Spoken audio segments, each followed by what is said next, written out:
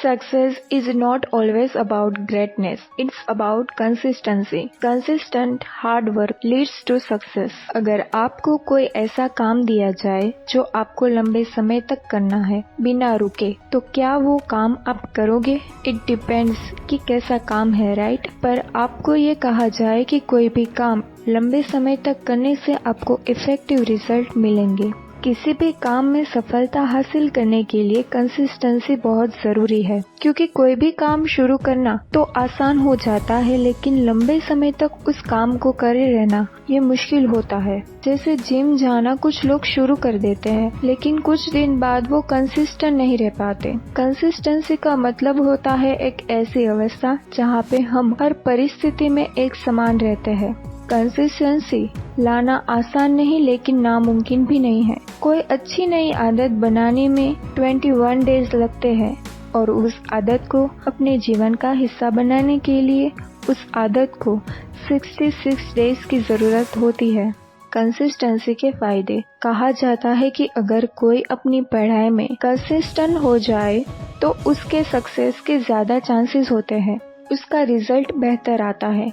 आपके द्वारा किया गया हर कोई काम जो सक्सेस के लिए जरूरी है, वो आपको जिंदगी में सफलता की नजदीक ले जाएगा। पहला फायदा, कंसिस्टेंसी से हाई क्वालिटी रिजल्ट मिलते हैं। दूसरा, कंसिस्टेंसी से एफिशिएंसी बढ़ती है। तीसरा, कंसिस्टेंसी से क्विक एक्शन लेने में मदद मिलती है। चौथा, कंसिस्टेंसी से आपका काम फास्ट होता है, जिसके कारण आप टाइम मैनेज करके नई चीजें सीख सकते हैं। पांचवा, कंसिस्टेंसी से आप खुद को कॉन्फिडेंट फील कर पाते हैं।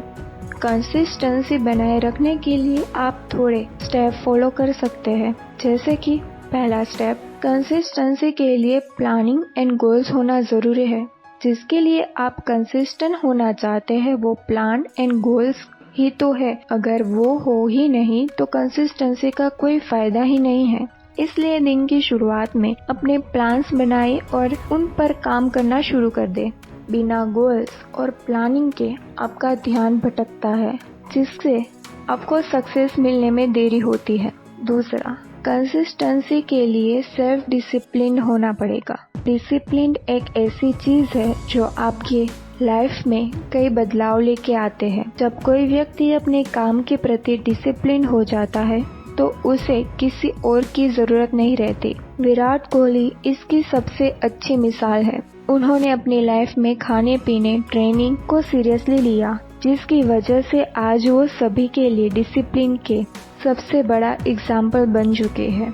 तीसरा, कंसिस्टेंसी के लिए सेल्फ कंट्रोल जरूरी है। If you can learn self control, you can master anything. Self control आपके जीवन में और आपकी सक्सेस में महत्वपूर्ण पार्ट है। अगर आप में सेल्फ कंट्रोल है तो आप किसी भी स्थिति में चट्टान की तरह खड़े रह सकते हैं।